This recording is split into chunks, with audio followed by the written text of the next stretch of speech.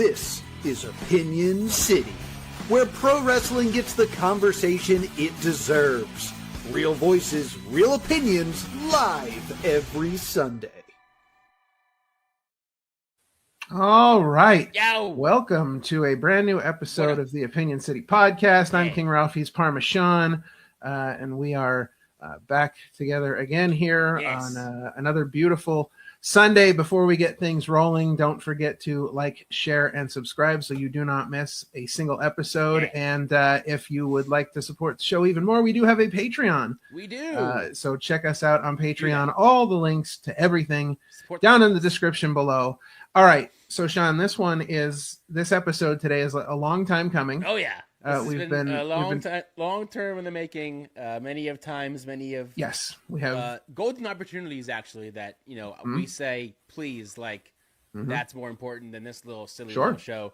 So, absolutely. But finally, we are here. It is long last episode 140. Yep. The spiteful brute herself, Harleen Lopez, is in the house. Absolutely. All right. So what are we talking top 5 this week? This can go anywhere, really. So sure. So I had top 5 favorite villains of all time. All the times.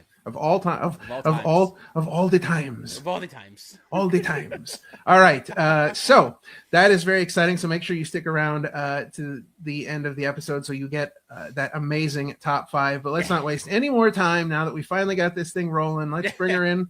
The spiteful brute, Harleen Lopez. What is going on? Yeah. How's it going, guys? You've trapped me, finally. It has finally happened. How's it going? How's your days going? It's going, man. Well, it's a beautiful sunny day here, so I'm excited because that means no snow. No more snow. Nope. Right? It's a miracle at this point. Every time the winter happens, it's like a seasonal depression hits me, and it's the most irritating thing of them all. Yep. Mm-hmm. Yeah, I'm glad you guys have me. I'm glad I'm here, and hopefully I'm not irritated to a point of spitefulness towards you guys. Right? Well, hope not. We don't want that. We don't want. No, definitely not. All right, so let's start things off with a nice, easy one. So tell us in your words, who is the spiteful brute, Harleen Lopez? The spiteful brute is not necessarily just like a metaphor, it's also a lifestyle, because the spiteful brute came from and was originated from just the world kind of just like tearing her down and like all like the bad things that keep happening to her. And somehow, in some way, I took all that negative energy and just put it into my one passion, which is professional wrestling. And that's why every time everyone is like, on the other side of the ring to me, they're going to feel all that anger, and they're going to feel all that spitefulness that, all that pain that like the world has caused me. Yeah. Now, are there any wrestlers or maybe even characters that may have inspired you when coming up with the spiteful brute?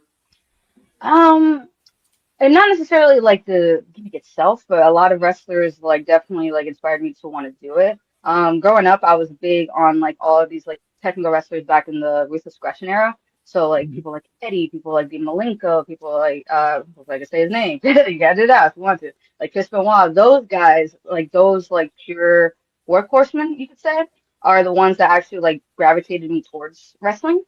But it wasn't until I discovered Joshi wrestling, like all these Joshis back in the day, like Yoshida, and like obviously my Miami Toyota, and like those guys, like that style of wrestling always gravitated towards me, and be like, hey, maybe I can do this, because if these badass women are doing this and the style that they're doing it and the way that I like it, just say I can't, and so it's always been like a dream of mine to want to be those type of people, and it gave me a purpose in life to want to pursue this.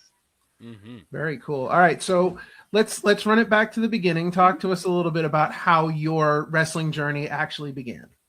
Yes. I would say wrestling has always been a part of my life somehow, some way. I do tell the story, I feel like it's really repetitive at this point, where it's like when I was in my mother's womb, I was overhearing her and freaking The Rock and Austin going back and forth, promo battling back in the day. Oh my. So wrestling has always been in my family some way, somehow, because they were huge wrestling fans. I found my own love for it when I started growing up a little bit more, and obviously Ruthless Aggression came about. So I knew in some way, in some form, I wanted to be a part of this world. It was so insane. It wasn't necessarily the cinematic part of it, it was also like the athletic part of it, and like how the crowds were so drawn into, these athletes, and like how you can put them through like an emotional roller coaster, like all that combined into one, like really got me. So because I knew I wanted to become a wrestler, I wanted to do everything possible to get in the best shape as I can, and like, get into that, basically that shape. Growing up, I wasn't really the most athletic kid. I was overweight. I was going through a lot of health issues. Like it was a mess. It was a mess. So I knew when I got into like end of middle school, high school, I got into amateur wrestling. I was thankful enough and grateful enough to be a part of the boys team at that point in time. And also I discovered veganism during that point too. So everything possible that I did in my life and I like adapted to, always I knew in some way, some form, it's going to lead me to wrestling because I wanted to be that. I wanted to be these people. It was right after high school actually that I discovered the Wrestle Factory at that point. That was, as you guys may know, but hopefully a lot of people now don't know, I'll say. It was very much connected to Chikara back in the day. That was the training school. A lot of greats came out of there. Freaking Claudio Castagnoli came out of there. We got Chris here sometimes that comes through at that point. We got Avery Good in there. Sonny DeFarge, like those guys. Sonny DeFarge, Avery Good, and a lot of guest trainers were the main guys that trained me at that point. But obviously it felt like I was in like that little bubble for a long period of time. Right. The pandemic happened, other stuff happened, but I was not involved with that, so I don't speak really heavily on it. I feel very much like empathy and sympathy to all the people that did go through the issues that went through. But it was kind of sad because I dedicated my life to that point to want to become a wrestler. I found the right school. I wanted to learn this style of professional wrestling, and then everything happened. It was really upsetting. But then that's why I was grateful enough to find the Worldwide Dojo. I was able to find Cheeseburger. I was able to find Preacher at that point, and they really molded me into the wrestler that I am, and I'm really grateful for that. And then like here and there, I also will go down to Catch One Philadelphia with Hot Sauce and so forth. So yeah. Now, being able to train with, like you said, Avery Good, Cheeseburger, Sonny DeFarge. Yes. Talk to us about maybe what it's been like getting to be trained under some of the indie greats. They're so great, dude, and I feel like they're such like hidden gems in professional wrestling. I feel like not enough people give them credit because they are super talented. Let me tell you, they have a mind for wrestling that no other. They all have their unique way of training. Especially early on with Sonny DeFarge, she was very, very patient with me. As you know, a lot of people that come into this don't pick it up right away, and I'm sure like I had the amateur wrestling background at that point, so I had like a little bit of like, okay, I have technique here, technique there, but a lot of aspects of wrestling I did not pick up fast as hell. So Sonny DeFarge was very, very patient with me, and I'm very, very grateful for that to teach me and guide me through it. But no, they're like such great minds in professional wrestling, and I feel like they're so underrated. I feel like more people should give them, the opportunity and spotlight. I feel like Burger should be on freaking television every week. Is that like just my opinion? Come on now. No, listen. The indie scene that we have here in Pennsylvania, New Jersey, kind of that whole area.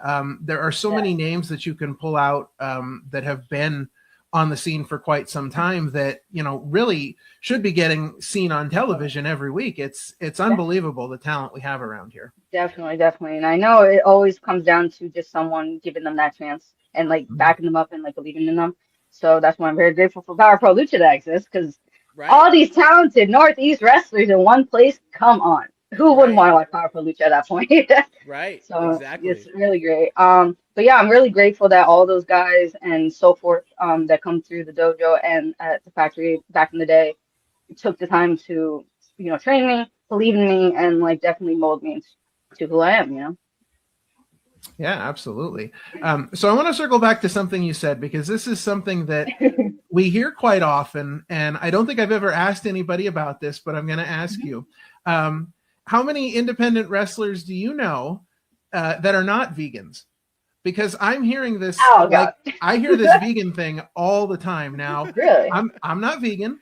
I could not. I don't know if I could do that. I mean, I could try, but I don't think I'd be very good at it. But we do hear we do hear from a lot of people that, just casually mention like, veganism, or, they bring it up when they're talking about eating healthy or whatever the case may be. But it just seems like that's like a trend in indie wrestling around here. It seems like that is news to me. Really? Okay. All right. I don't. A lot of the individuals that I either, whether if I wrestle them or like I'm tagging with them or I'm just in a locker room with them, I don't really hear much about when I bring up veganism. They're like, give me that look, Really? give me that, shaking face like, well, we're about to go to the pizza shop across the street. I do know there is a good amount of like talented wrestlers who is vegan. I know Leo Sparrow, obviously, because that's his whole, that's his whole facade at that point. I feel like I might be wrong, but the annoying Travis Huckabee, I feel like definitely, he said he had like some, whether it's veganism or vegetarianism, one of the two. Sure. God, I feel like I'm blanking now. But like, I don't really hear it as much. I wish I did. Who are these people? Bring them my way. Well, listen, I know what Ultraman is Black. He's Ultraman. Oh my God, my vegan hero. Listen, right. Almost forgot about him. And every time you go to an LVAC show, there's always. Oh my God, yes. I'll tell you what. Remind me, I've had the vegan donuts, and the vegan donuts are so banging. good. Like, So good. You would not be able to tell the difference. They were amazing. Like, even though I consider myself an athlete and I try to eat as healthy as I can, sweets are like I have the biggest sweet tooth. Like anything vegan, and if it's just it's a sweet and it's vegan, I'm devouring like 20 of them. Right. Like, so I know it's been a while since LVAC has had a show, but I feel like one of the last times I was there, you could definitely see me right after my match just go to like the where the food is. I get like freaking like 12 plates of it and the containers to take home. Like I'm ridiculous. Like you can't take me to an LVAC show, whether I'm wrestling or whether I'm just watching, and not be around that. Like love it. So as a vegan, what do you do about like protein? How does that work? Because that's always. Barely heavy on tofu, very heavy on the vegan frozen meats, even though they say not to eat so many of them because it's very high in sodium, very high in salt. Like it's not really good, but I still like them. This is where I get myself. Yeah. We got the beans, we got the lentils, just a lot of stuff that people don't necessarily see as like a main course. I would say I kind of eat a little bit more portions of. You can ask any of my friends in professional wrestling that like I eat a little bit too much. They compare me to Brock Lesnar sometimes, and I don't know how I'm not him. Like I eat way too much. The Brock Lesnar of indie wrestling. Jeez. Wow. Okay. With my height, I don't think I can compare to that. Fair enough. All right. Now it's time. Here we go. Before he bans me. Here we go. Bring it back to your super early years, if you can recall. Boy. What is your earliest memory of pro wrestling? Oh my God. My earliest memory of professional wrestling. Oh my God. Well, as I said, obviously it's been around my family my entire life. I don't know if I remember the exact match. I do know I remember it was maybe 3 or 4. That's when you started to get consciousness in life, right? I remember my brother coming over, my older brother, half brother. He is a big wrestling fan too. He tried to pursue it as well. He's a big wrestling. Nice. He had on, I'm pretty sure either it was a AAA or a CMLL show. And I remember seeing all these luchadors, and they're going all over the damn place, and they're flipping in the air and all this stuff. And I'm just that's kind of dope. How the hell does a human can do that? And this is coming from a little old me who's having trouble freaking walking and falling on her ass. So I feel like that is one of the earliest moments, I would say, just consciously, but it's been around my entire life, so it's really hard to tell. I think you're the first person to mention a not WWE moment. Yeah. As their first memory. Yeah. Wow. We get so many people that come on here and they're like, oh yeah, the first thing I remember is, John Cena coming out with his ruthless aggression with Kurt Angle. And I'm like, I'm over here saying things like, yeah, I remember, when George Hackenschmidt invented the abdominal stretch, or, it goes back. It just makes me feel so old. But that was a pretty good answer. Now, do you speak Spanish first off? I do. Yes. Okay. Because okay. All right. Because put me on the spot. No, but it's I'm glad that WWE is doing the AAA stuff with English commentary now because I don't speak Spanish, but I have one of those on-demand channels on our cable package that has like 24 hours of Lucha Libre. So it's like all CMLL, like, but the older CMLL and AAA stuff. And I don't have a clue what's going on. I mean, the wrestling's great, but when they cut to like promos and stuff, I'm just like lost in the woods. But come on, the Spanish commentary is kind of dope. Like they're so chaotic for no reason. Like you don't have to know what they're saying. They're just yelling at every single thing. It's so cool. They're literally like, Michael Cole on 10 types of speed. Like it's more than that. It's crazy. I definitely know what you mean. I have like a whole like Google Drive full of like old CML shows, and it's just like I just sometimes just put it on for the commentary. Like I don't even I don't even know what's going on. It's probably like a match because with Lucha Libre, obviously the structure for a match is very different than a normal American match or whatever. So they're just doing all this wacky stuff, and sometimes it's just like I don't even watch it for that. Sometimes I'm like I want to hear this commentary right now. Oh, absolutely, yeah. It's crazy. So, speaking of, old memories and things, growing up in a family with wrestling, which I can't even fathom what that's like because I don't have a family that was into wrestling at all. But, growing up with a wrestling family, was there maybe a match or a moment that happened that you decided like, that's what I want to do? Goodness.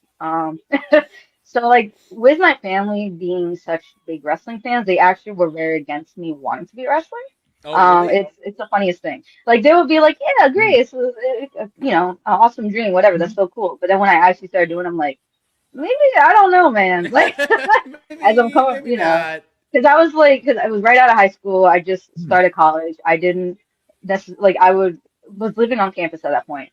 And I would come home frequently, like whether for holidays, whatever, and then I come home and I have all these bruises on me, and they're just like, "What in the world is freaking happening to you?" And I'm like, "Well, it's wrestling. I told you this is what I'm, pursuing. This is what I'm doing."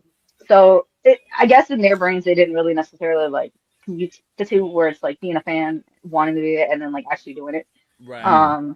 But the first match that really wanted me to like where I wanted to really like pursue it. I don't know, like I always knew I wanted to do it in some way or some form, but I knew this is not necessarily more of a wrestling thing, but more of like just like an on-screen presence. But when AJ Lee was like starting to get more TV time and starting to get on those main event segments and like whether it was the GM or whether it's like so forth, and I was just like, that girl kind of looks like me. This is kind of dope, and they're giving her like these opportunities because at that point I didn't think I had any chance of like actually being on American television, for wrestling. Like when I found out about the Joshis, I was like, fuck it, I'm just gonna go. Oh, sorry, I don't know if I'm. No, yeah, go. No, you're all good. All right, I do. I was just like, screw it, I'm just gonna go like overseas. I'm gonna train with some of the best. I'm gonna go, whether it's Mexico or go to Japan or go to like Europe, wherever, Canada, wherever, just somewhere else in America, like other than America, to learn the craft because I knew that in those areas, wrestling is really respected, Yeah. But then I saw AJ Lee on television, and I was just like, wait a second, this is kind of dope. She kind of looks like me. We have the same, like, ordeal going on, same upbringing almost. And I was like, maybe it's possible. Like, maybe, even though, like, it won't be in the same aspect as I would have thought, because it was the Divas era, I would say, in the sense of, like, skill and, like, abilities with, like, how to, like, act. I don't want to like obviously like put negativity on it because people like what they like, and a lot of people are very inspired by the Divas era, and I will give them full credit because hey, if it wasn't for a lot of those divas, a lot of us couldn't do what we do, Sure. But yeah, I knew that seeing her in that light really inspired me to want to do it, and then the whole woman's evolution thing kind of started. It's kind of like just exploded, with like Becky and Sasha and like Charlotte and like all this like Bailey. I almost forgot her. Sorry.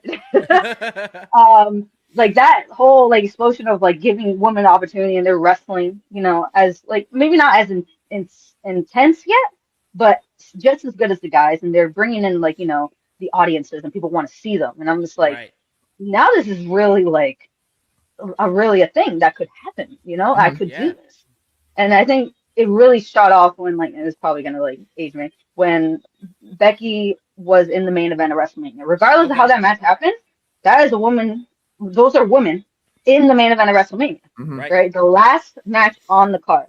And in comparison to that, when that was happening, that was when I was wrestling for like I was going into nationals for my the boys wrestling team and everything. So like when I was trying to like do my best in that, Becky just freaking main event of WrestleMania. Right. So like all that intertwining in itself, I feel like all contributed in some way or form. Now, being that you've trained... That was such a long-winded question. I'm so sorry. No. That was such a long-winded answer. No, good answer. You mentioned that you traveled and trained all over the world. Do you have maybe a favorite seminar that you went to that was like one of your favorites? Yeah, I have a few of them, but like I feel like the one that always comes to mind is WrestleMania week. Paul London had a seminar, and that was at High Point, Philadelphia. And I feel like that was one of the most beneficial ones. Like it wasn't just like, hey, like we're gonna, do a lot of like insane warm-ups. It's not just that. It was also like he took the time to actually talk about certain things and like whatever, like however his brain works, it's insane. Like it was one of my favorite ones I feel like I've attended. I'm trying to think now. Obviously all the Skida ones, because Skida is such a legendary figure in professional wrestling, you know what I mean? He's such a prominent figure, and he also trained a lot of the people that trained me. So there's such that lineage. Like, if anything, that's like my wrestling grandfather. That's why. But all those, oh my God, all those seminars were so beneficial because there's a lot of techniques and not just the lucha aspect of it, but I guess you could say like the llave, the technical aspect of it, really gravitated to what my character would want to do in the ring. And I've really incorporated some like small things. Like I'm sure like not many people would know unless they watch a lot of like Skida stuff. But like I incorporated little things here and there to whether it's transitions or get into a move, whatever, like in my matches. And like all those seminars are really, really dope. Yeah, we had a chance to meet Paul London WrestleMania week, and he was just the nicest guy. Now he was on one of the Labor of Love shows, and then the next day he just showed up and was hanging out. Like he wasn't even on the other show, but definitely a super nice guy. So, and he just had an interview with Chris Van Vliet not that long ago, and I feel like a lot of wrestlers should watch that because it's so informative. Like beyond word, it's not just like for fans; it's also for wrestlers, I would say. Yeah, absolutely. So you did mention Power Pro Lucha, so let's talk about that a little bit because you became their very first Prodigy Cup champion. So what does it mean to you knowing that a newer promotion like Power Pro has, trusted you to be their very first Prodigy Cup champion? Without getting emotional? Oh my God, I feel like Power Pro Lucha has been such a breath of fresh air for the Northeast scene. You have no idea. And being able to be a part of it in some way or form and such a prominent figure has been like so like I've been so grateful for them. Obviously I'm not gonna say like who's behind the the brainchild of this entire thing. Mr. Nicodemus, of course. But yeah. But the the individual behind the brainchild obviously seen me from the beginning, training, busting my ass, trying to like become something in professional wrestling. Oh my God, sorry. Stop. It's not very brutal of me. This is ridiculous. It's kind of ridiculous. Oh, you're good. Yeah, so like they seen me and they seen the struggle and how much I really wanted it. And so they knew that it was like they knew that like how much I wanted it and how passionate I was about it. They wanted to give me some type of platform anyway, shape or form. You know what I mean? Right. And I was just grateful. Even if I was just on a damn free show, I would be so grateful for them. Right. Just seeing the evolution of like so far from the first show to now, like how big they've gotten, like how not just popular, but like the amount of talent they're able to get, the amount of like the storylines and everything behind it is so unique and is something that the Northeast scene really needed right now. And like I mentioned before, it was like highlighting a lot of these talents that are not necessarily getting that like deserving spotlight. You know what I mean? Sure. Like whether it's Cheeseburger, whether it's Hot Sauce, who is now evil, and I don't know, they possessed him. They possessed Mako, goddammit. They're getting everybody. Oh my God.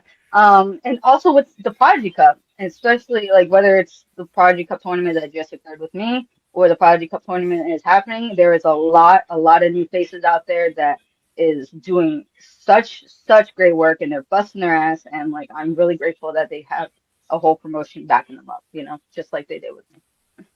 Now, in Power Pro Lucha, you seem to be wrestling kind of more of a babyface style when It's normally crazy, huh? you sort of wrestle more of a heel style. So, which does Harleen Lopez prefer, being a babyface or being a heel? I always say wherever I go, I am Harleen Lopez. I am the Spiteful Brute. There is no difference whether I am a bad guy or a good guy. I am just me. And that's why I always take on the moniker of like, I can be your anti-hero. Who cares? I could do that.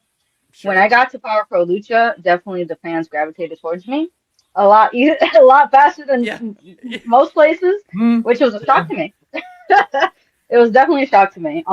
But it was amazing because those people obviously believe in me and believe in my craft and they believe in my journey. So if I gotta be, a big old hero, I'll do it for. I'm still gonna be me. I'm still gonna kick ass and try to take people's heads off. But right, I'm still gonna be grateful for them believing in me regardless. Absolutely.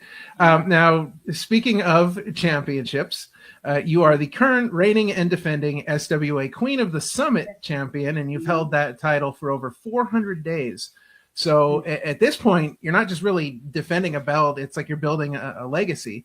So when you look back at that reign, what do you think it says about Harleen Lopez as a competitor? It shows that no matter who's coming in the ring with me, I'm going to perform to the top of my, abilities, 120% every single time. I want to be considered one of the workhorsemen in independent wrestling, A lot of people that I watched before they went and got signed were that. They were the workhorsemen and they were holding up, the fort for a lot of places. Whether it's Willow Nightingale or fucking Chris Statlander, they were going everywhere, anywhere, and they're bringing their best regardless. With SWA, I want to do the same thing. I was the very first for that as well, which is crazy to think about. Crazy that another promotion believes in me so much, and that's another place I would consider, grateful. And just like Power Pro Lucha, that's another place I would consider home, and all the other places that they put championships on me, I consider home because those people believe in me, And it's hard to believe in yourself sometimes. So when a promotion believes in you, that just lifts a fire in you. But I want to continue to obviously not just dominate that division, but also just find a way to bring eyes to it and find a way to bring really good talent that are busting their ass on the indies there too, because no matter what promotion it is, no matter how it looks, no matter how they present themselves, if there is a ring, I'm grateful to be in that ring, and I'm going to do 120% in that ring regardless. And you also had the opportunity too to be sort of on a bigger stage when you wrestled at Ring of Honor against Red Velvet. Yes. So kind of what was that whole experience like for you that day? Oh, as you know, what you've been hearing so far, I've been a wrestling fan my entire life, and I've been in love with it as much as my first love forever.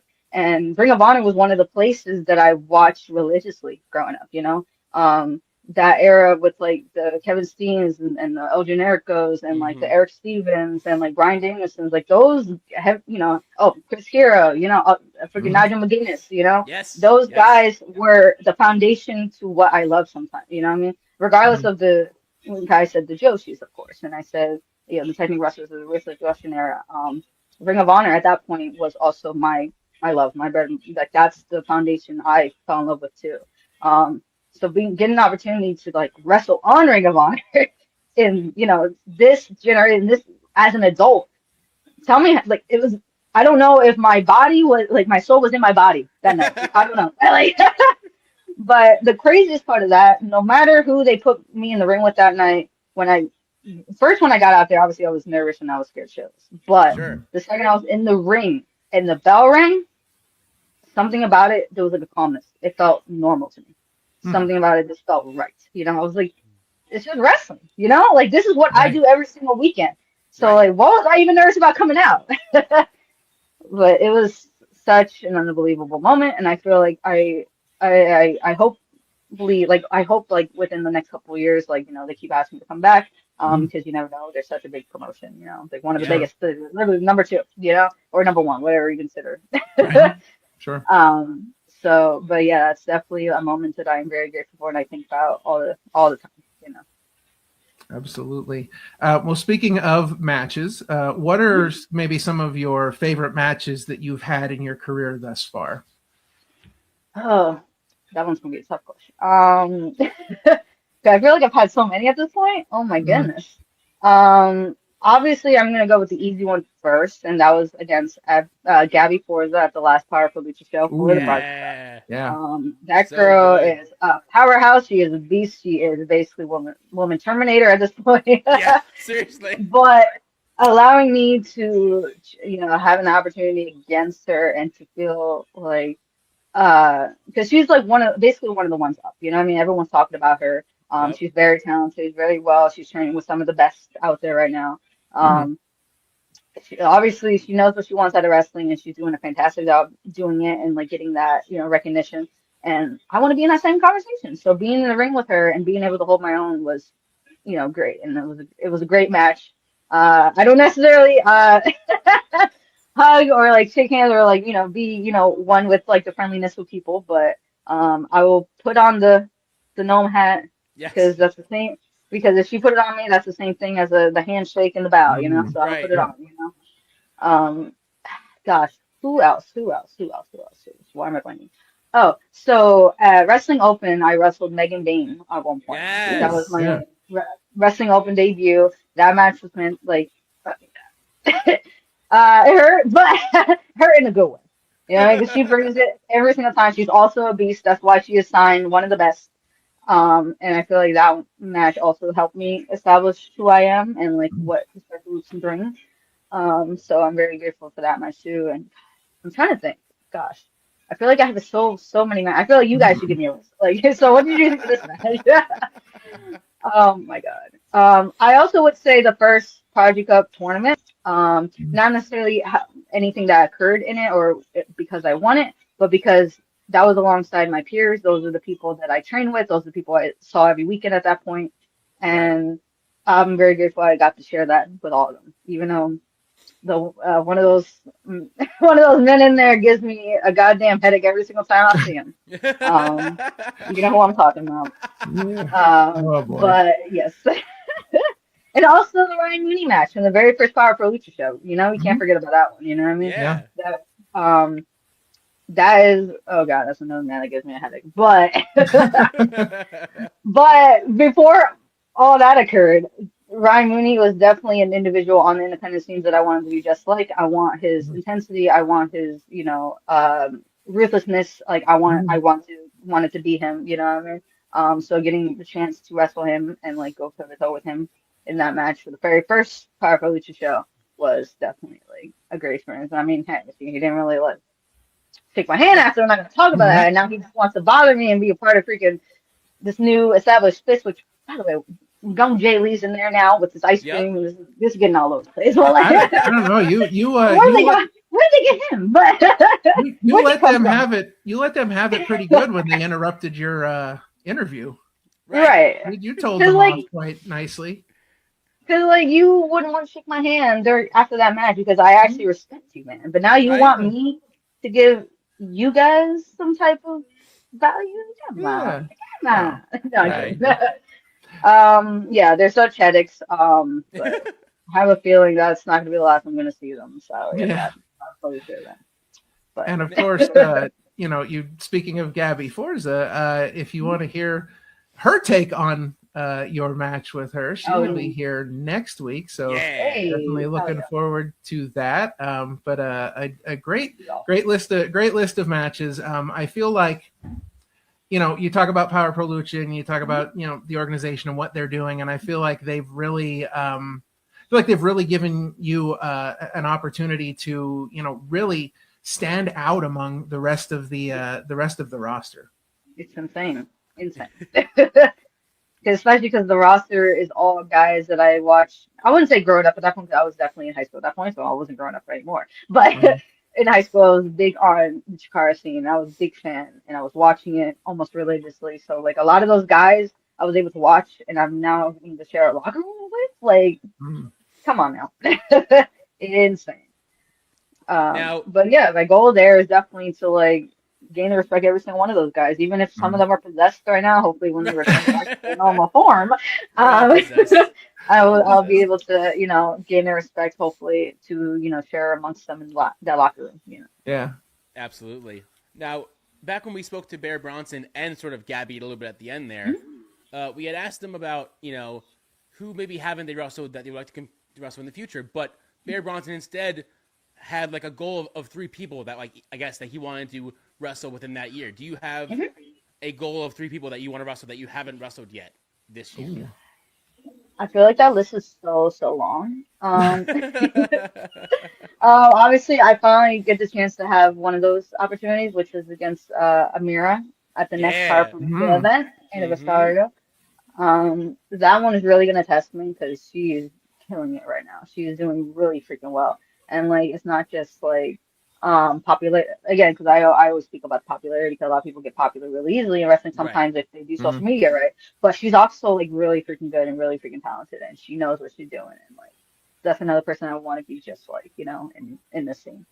Um, so many. Obviously, I want an opportunity to wrestle some of my trainers. Thankfully, I got the opportunity to wrestle Cheeseburger at one point at Mm-hmm. Flying V, so I'm really grateful for that night. But my other trainers like Sunny DeFarge and like Avery Good, if he ever wants to come back full time, Yeah. Wow. Yeah, there you go. Throwing and out the challenge. right, and a lot of these guys on the Power Pro Lucha roster, I haven't had the chance to like wrestle yet. That I really really would love to. You know what I mean? If freaking Mako ever gets unpossessed. Right. That's definitely a match on my bucket list as well. Probably not a Power Pro Lucha because clearly like he's a little in a different dimension right now. Right. He's Definitely somewhere. I would not have any type of advantage in that situation. But yeah, I guess in other universes, definitely Mako. Gosh, I feel like it's such a huge list right now. There's a lot of women on the indies killing it right now as well. Because Killing it. I watch way too much indie wrestling. I mean, that's why I get so upset with myself when I watch back my stuff because if I'm not doing it the way that my brain has seen it a zillion times or whatever it may be, I'm not saying like the moves. I just mean the in betweens. Like I'm not gonna go full out of kayfabe with that, but. Um, yeah, I watch way too much wrestling, so I understand a lot of the stuff that's going on. I'm keeping up with a lot of different promotions as much as I Right. can, whether it's IWTV or whether it's on Thriller, Fight. It was Fight. Listen, I Yeah. prefer Fight TV, but but there's a lot of women out there. We got like the Danny Lunas who's signed to TNA right now. Yep. We got oh my God, why am I blinking on this? Sorry. When you put me on the spot, I keep like forgetting these names. Oh my God. We got like the Danny Lunas out there. We got the Brittany Brooks out there. We Yep. got all the people that were part of like the Bailey seminar that doing really really great. Like Mhm. all those women. Like I want to get in the ring with them and like test myself against all of them. Absolutely. Now, you mentioned getting popular in social media, and anybody that has seen your social media has a pretty good idea of who the Spiteful Brute is, especially your Instagram videos. So they're really intense. And how much fun do you have filming all of these social media promos? It's fun because it's something that I always wanted to do. I wanted to be a wrestler. I wanted to cut those promos. I wanted to be intense as I could possibly be. So like, it's just me taking all that pain and anger from life and just bringing it out to whoever I'm freaking talking to. You know what I mean? Right. So it's not necessarily just like I have fun with it. It's me. Like it's whatever is hiding in here. Like all that pain and anger and struggle, and like, I just want to bring it out there. It's funny that you bring up my social media because I try my best with it. Sometimes I don't realize if I know what I'm doing. I have I feel like I definitely have a millennial brain when it comes to social media, even though I'm not a millennial. But I try my best to like promote as much as I can and like post as much as I can, and whether it's like match photos or videos or promos or whatever, I try to Right. post as much as I can. Because for the longest time, I always believed in. I don't know who told me this at one point, but like, or at least I can't remember. That like promoting yourself is such a big deal, and like, promotions are going to do it all the time, whether you're booked on a show or whatever. Like they're Yeah. going to promote yourself, whatever. But like, I'm Right. also big on promoting your own stuff because Yeah. there's a lot of shows you're going to be on because the independent wrestling scene is like very it's different than what it used to be. I would say. Yeah. There's a lot of times you're going to be on shows that doesn't have a lot of publicity, a lot of promotion to it. And so you have to take into account yourself, take the match footage, take the promos, take the event posters, take whatever, and post it on your own, you know? That's why I'm big on always updating my my YouTube channel and like always posting as much matches as I can, good or bad, you know? Um and that's why I try my best to also include like the match posters and like where you can watch the full shows and yada yada yada on those YouTube videos, you know? Yeah, I'm really big on promoting yourself regardless because social media, the algorithm can change all the time, every single day. Yep. So if you're able to do it on your own, please do it, you know, because you can't always rely on these promotions, even though that's their point. That's the point of, you know, what they do. But you know, sometimes things, you know, slip between the cracks, and so you have to, you know, do it yourself, you know. Well, in these days as an independent wrestler, and this is something we've talked about on here, you know, you're not just an independent wrestler, you're your own brand. Right. And so, you know, nobody's gonna care as much about your own brand as you do. And we live in a world where, like, you know, you have to be able to promote yourself, or else, you know, people just aren't going to see you. Right, exactly. And you talk about how it's like a brand, and like, hey, I took one business class in high school, so like at least I know enough. There you at least go. I know enough to hopefully financially find my way through this struggle. Right. But yes, definitely big on that. Yeah. Now, if you could wrestle anyone from any era, who would it be and why? Ooh. Oh no, what the question is this? From any era? Yeah, dead, alive, zombie, whatever. Right. Zombie? Just throwing that out there. I don't know. There was a Joshi wrestler. I'm gonna butcher the first name, but like her last name is Yoshida, and she was so great. She has like, I'm pretty sure you guys probably seen her on social media, like photos of her on social media, like the spider get up and like the aesthetic, like before Tekla came around, you know, that was the original Spider Queen, as you said. And she was so good. She's very submission heavy. She's very technical. And like, if I had the opportunity to ever wrestle her, like I'm sure she's way old. I don't know what's going on. But like, if I go back in time, so you know, time machine when she was in her prime, that's definitely one person I would definitely want to wrestle. Nice, very cool. So let's take things a little bit outside the ring. So when you're not busy working out, wrestling, what does Harleen Lopez like to do for fun that isn't screaming at your Instagram? Right? screaming at other people, probably. Right. Well, you mentioned like the working out. That's definitely like a big thing for me though. Like I love working out. I love the powerlifting, bodybuilding. Like that's just any way I can get a sweat. Like I love doing that because growing up I wasn't athletic and I wasn't allowed to like, you know, be a part of sports and stuff like that. It's not their fault. More on me. But do anything to like get a sweat on and like do anything athletic, like that's definitely just something I really love to do. Like, hey, that's dopamine to the brain, you know, so why not? Right. But I do love video games and I do love reading comic books. I'm not heavily like up to date nowadays. I wish I am, like, but I'm so busy with me being me. But I definitely, that's stuff that I love to do. I definitely was big on like the PC games and stuff like that. I mean, like, I'm a nerd. Like, I love to read sometimes. I just love reading, like, books, whether it's, like, you know, nonfiction and stuff. I'm really big on, like, anything horror and gore, though. So, like, if the book is, like, horror and gore, I'm on it, you know? Yeah, those are, like, the main things, besides from talking wrestling, I guess, and, horror movies and stuff, you know? I'm not big on cinema as much as I should. I always say I'm very uncultured in the cinema world, but I have my favorite movies. I love my favorite movies, and anything relating to those, you know, I would, you know, I try to learn as much as I can and like see what's going on out there, you know. Sure. Now, when it comes to video games, are you more Xbox or more PlayStation? Here we go. I did grow up on PlayStation though. Okay. I was PS2. I was, you know, Yeah. PS3 person, you know, so any games in that genre, I was big on. I do have an Xbox though. I do have a 360. I will say that. So I was back and forth. I had both. So. Everyone's allowed one mistake. It's fine. Right? No, I had an Xbox 360, so it's fine. Yeah. You know. Hey, those remotes, those controllers do not they don't have the lifespan. So No, they don't. I understand. No, they don't. No, definitely not.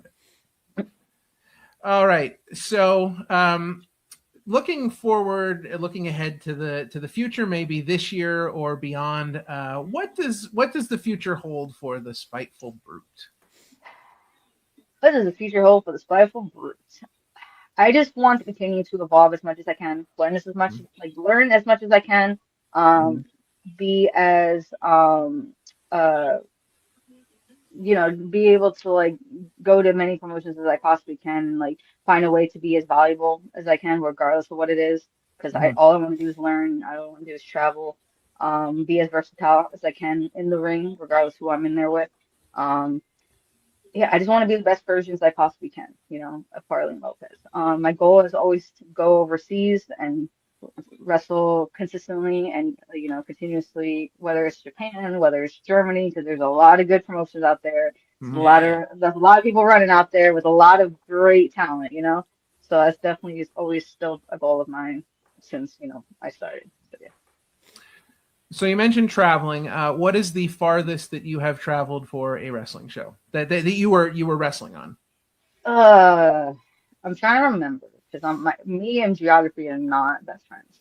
Okay. All right. Well, Um, what's I would one that say seemed really far away? oh my God, I think just really, really early on in my career where, I wasn't really getting much bookings and stuff. So I was going all the way to West Virginia and all those places, the middle of nowhere Mhm. barnyard places. So I would Yeah. say definitely that area, where you're wrestling out of a barn or wrestling in front of Mhm. like, 20 people, like, all like, smoking their cigarettes and like eating their Oh hot yeah, dogs yeah. in the dirt outside. I think around there, maybe Vermont, like those areas. I would say somewhere in the middle of There's Bumble. What do they say? Bumblefuck nowhere, like in there. there was well, no, Yeah, you said the yeah. magic word. You said Yep. Vermont, so There we that go. means we've got Ah, to ask. no. Well, ain't nothing wrong with Vermont. No, but No, no, all no, no, right. no, no. So no. this started this started 2 years ago Episode when we 7. had Ultimo Ant on, Oh God. and he mentioned that he and one CC Boost would travel together to Mm, Vermont for wrestling, yes, and they were told that there's a highway in Vermont that more people are killed by moose on this highway than I anywhere feel like else in I've the heard United this. Yes. States. So they continuously drive this highway every time they go up Mhm. there, and they have never seen No, a moose in the wild. We have not no. found anyone. No wrestlers can confirm that they've seen a moose in the wild. Have you seen a moose in the wild?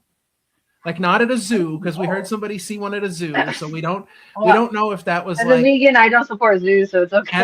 animatronic or we Um, don't know, but it doesn't count.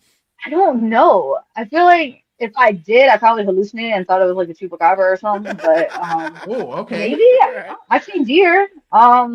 Right. Oh yeah, Uh, well, yeah, we see deer everywhere. But yeah. Yeah, we know deer. I don't know. I don't know. I couldn't tell you. Well, that's Uh, we do not have a confirmed site. We have a No. possible sighting of the chupacabra, but we don't Right. have a. oh yeah, yeah. Yeah, I have All no right, idea. excellent. Well, the streak stands. We have yet to Right. find anyone that's seen No one one. knows. No No. one knows.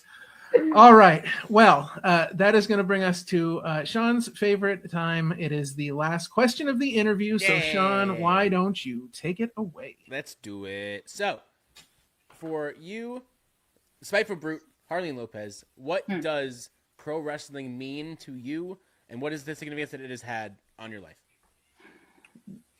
Pro wrestling means a lot to me. Um, oh God, it's happening again. Oh God, it's happening again. Oh God. Yeah, growing up being really unsure about my life and not knowing if I had a purpose in anything and like becoming anything. Wrestling definitely was one of the things that I wouldn't say saved me because that's very become like cliche, but it definitely gave me a purpose and like what I want to do or who I want to be in life. Because a lot of aspects of wrestling did help me in a lot of ways. Because growing up, I was very much also a mute kid, and not just like unathletic. I was also mute, so like I wasn't really social. I wasn't really Mm-hmm. like really bad anxiety a lot of times, whether it's from PTSD or traumas. But with wrestling, I was able to come out of that shell, and I was able to express myself more and be more social and whatever it may be. And wrestling just found different ways to help me evolve as a person. Became whether it's more healthy or whether it's like find ways to be more creative, like wrestling definitely like found a way to continuously help me pull me out of the darkness, as you say. Even though there's still a lot of darkness in wrestling, I would say, whether it's in Sure. front of the screen or behind it. But it definitely gives me a goal to work towards every single day of my life, you know. Um, yeah. Oh God. Trying not to get too emotional on this one. Oh my God. Kill the gimmick, brother. But yeah, wrestling has given me a lot of great things in life, you know. Even though I'm still early on in my career and I feel like there's still a lot of like good things to come, I feel like it's a pathway that I still want to continue on and still grow from, you know. Amazing. All right. We always love hearing the answers to that question because there's so many different things and so many people, you know, wrestling means so much to them. So it's really cool to hear, you know, how that has impacted your life. All right. Well, that is going to bring us to our top 5, and we got a wild one this week, Sean. What again are we talking about? Now is the part where we get to get nerdy. So Okay, this week let's we're do it. doing top 5 favorite villains of all time. Ooh. All right. I Well, did. take it Oh my away. God! When you guys told me about this, like when we changed the topic for this, I had all these people lined up like in this list. But I'm like, can I even put them in order? Right. Ooh. Like I'm trying to just think back. Like, okay, well, let me think of their origin. Let me think of like where they came from. Let me think of how they evolved. Mhm. Gosh, jeez. I have the list here somewhere. Hopefully, I can pull it up before I mess up this whole thing.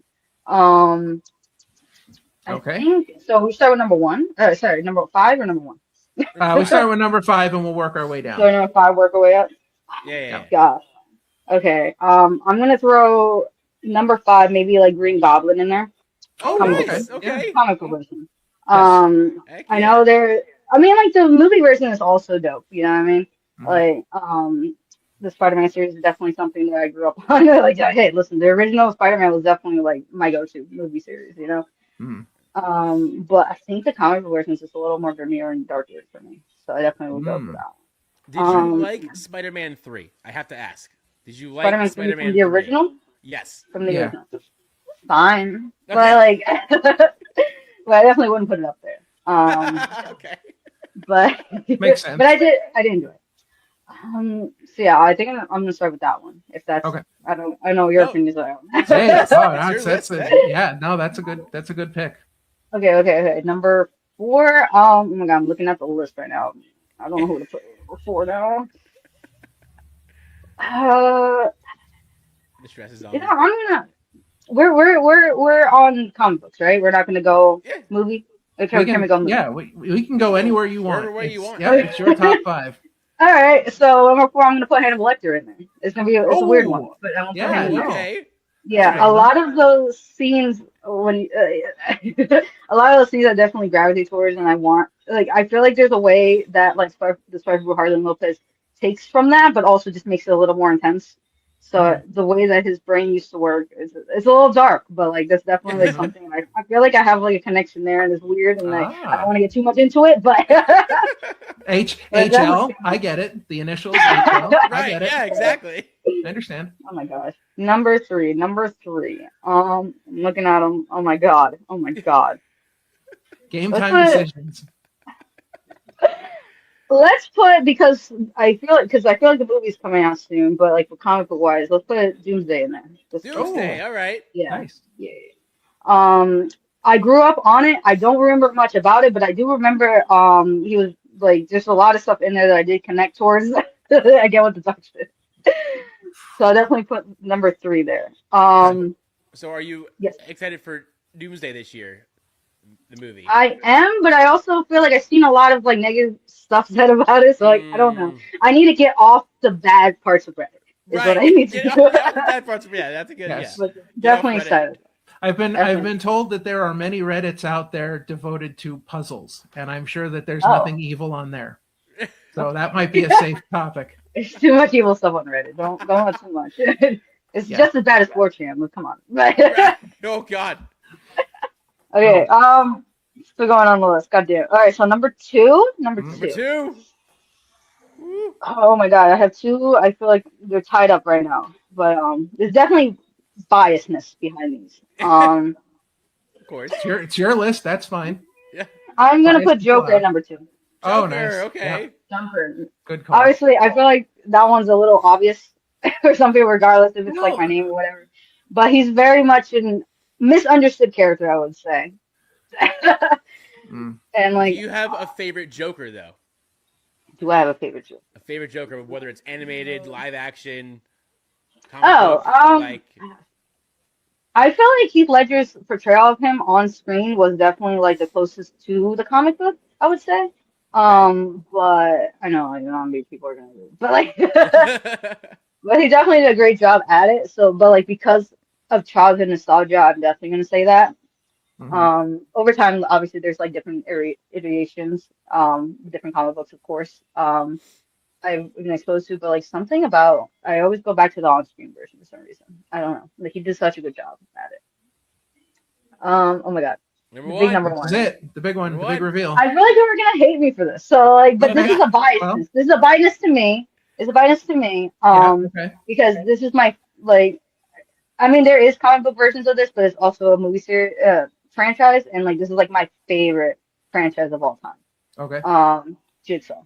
I'm put Jigsaw. Jigsaw. Okay. Yes. Okay. All right. You're just like, all right, well, shit. No, Listen, listen, But- it's The one thing that I will say is for me, after I think Saw 3, it fell off for me. Damn. I couldn't No, keep watching understandable. It. It's like Understandable, but like something about it to me, putting these individuals who have done some type of wrong in their life, and now this man is in, has the force to like determine your fate because you screwed up. I feel like there's something, unique to that. I don't know. I feel like there's something right to that. And I don't want to go on too much. I feel like someone's gonna put me in a, lock me up somewhere. But I feel like that's another misunderstood character to me. I don't know. He is just trying to make right do of like people who think they're so high and mighty in the world, and they're just trying to put them in their place. So that's just kind of how I see it, and that's kind of how like I feel like this type of route goes on with her matches. You think you're so high and mighty in the professional wrestling world, well, we'll get in the ring with me, and then we could see maybe not if I can prove it to me. Yeah. The Saw movies were really good. I think they kind of painted themselves in a box a little bit because the plot twist at the end of the very first Saw, you're never going to top that. Like you're never going to have a moment again like that. And when people see that for the first time, it's like boom, like it's just such a moment. Right. But yeah, they're definitely a good series, definitely a good pick. Yes. No, it's such a biasness to me. I feel like a lot of people's number one for villains would be very different, but like something something about that little puppet. Something about that little puppet. Sean, do you have a number one? Since we're talking about different people's number ones, Villains? Oh, yeah. Do you have a number one? Like who would be your greatest villain? Harleen Lopez, yeah.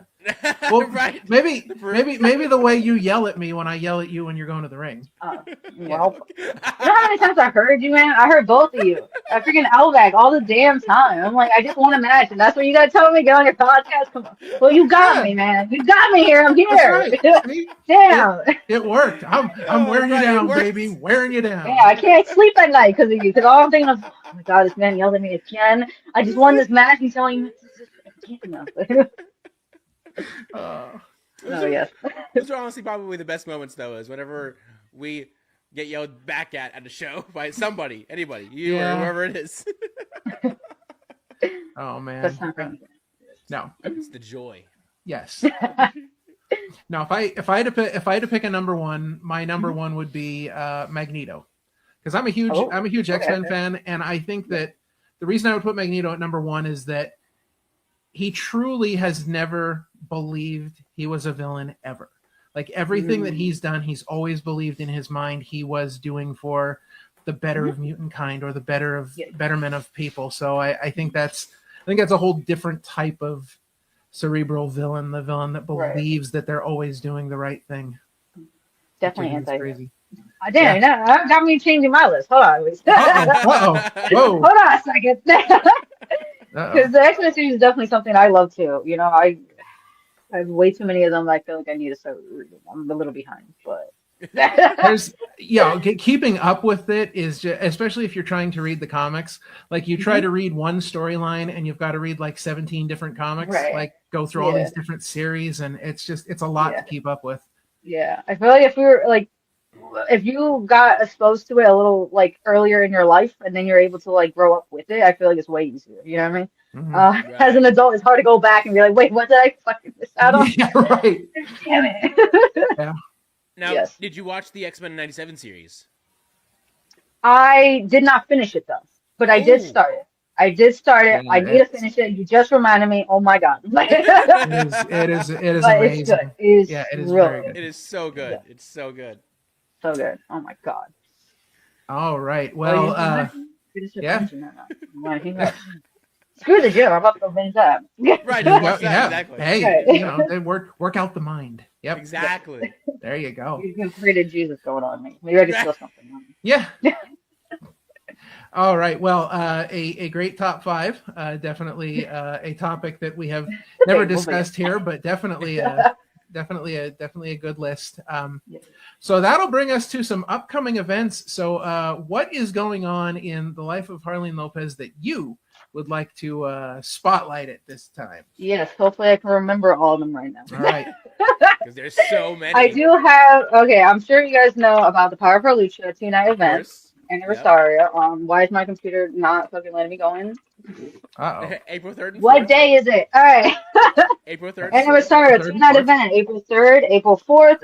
If you're going to be there, please be there. It's probably one of the biggest events we got so far. I feel like we say that every single show, but it is. We got Skyda, we got me, we got Amira, we got, the Possessed Men, we got the Possessed Men. Yeah. And then we have the Prodigy Cup. Come on now, the Prodigy Cup tournament with some of the best up and coming indie talents in the Northeast and beyond now. Beyond. Because we're going beyond this year.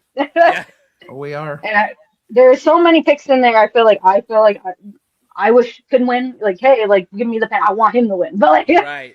Hey, anyone but that goddamn darn under. Oh. Hey, we still have heat. We still have. Do you throwing a little shade. Do you remember trios? Yes. I remember a lot of things. Yeah. I get it.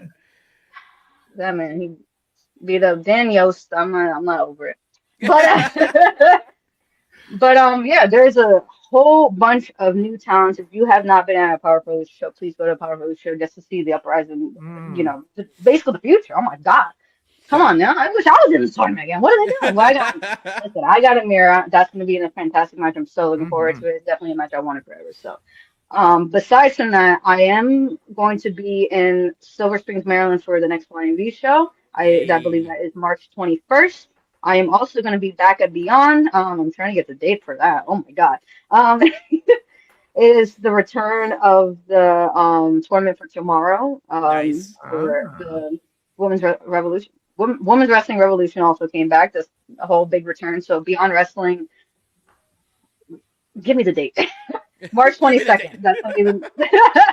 So I'm definitely going to be back there. I am going to be at ETU in April, and anywhere else, I'm sure I'm going to be spotlighting and promoting on my social medias.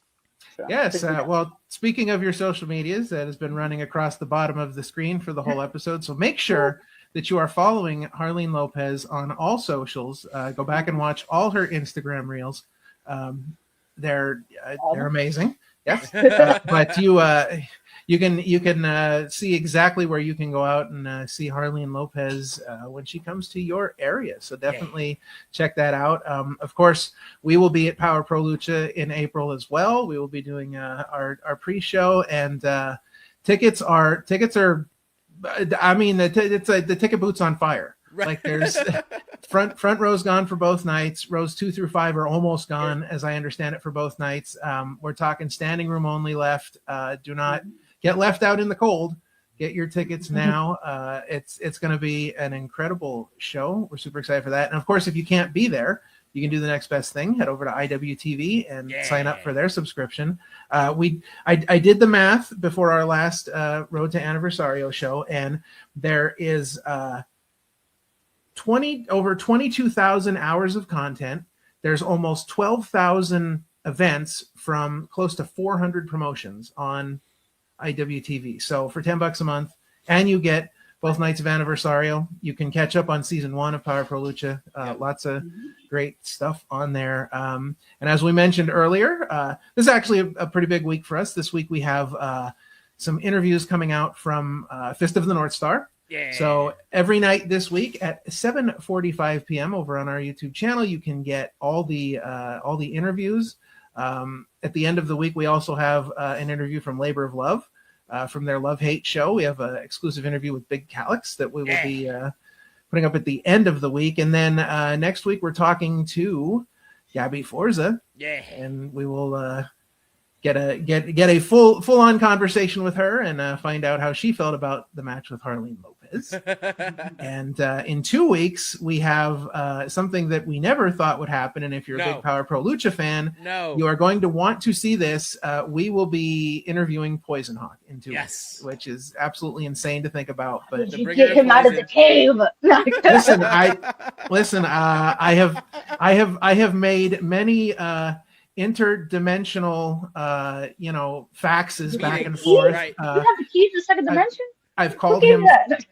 I have a special track phone that calls interdimensional. Yeah, because it's a whole MySpace thing. Like MySpace, his space, we connect in space. It's one of those things. But bring back MySpace. Yes, yes. My top 8 friends would appreciate that. Right. Yes. Oh, well, this has been an absolute blast. Finally getting you on the show. I know we've gotten to talk to you at a bunch of shows, but actually finally getting you on a full episode here. It's been a lot of fun getting to chat it up and learn a whole bunch of things about Harleen Lopez. So we appreciate your time today. Again, appreciate you guys having me, even though absolutely. It was not forced. Listen, it's not forced, guys. It was not forced. No, we just took the rope and pulled me in. We just hounded put you me in the shark cage. You saw the cage they put Erica Lee in? No, we don't do that. We just hound you incessantly at independent shows. We wear you down. That's how we work. Less painful. Yeah. Yes. Less painful, right. But yes, you are welcome here anytime. This is a lot of fun. All right. Well, I think that's going to wrap it up for us here for episode 140 of the Opinion City podcast for the current Prodigy Cup champion, the spiteful brute Harleen Lopez. For Parmesan, I'm King Ralph. Remember, kindness is free, so be kind to each other. God bless each and every one of you, and we will see you next time. That's Opinion City. New episodes live every Sunday on YouTube. And to our Patreon members, thank you for supporting independent wrestling media. We'll see you next time.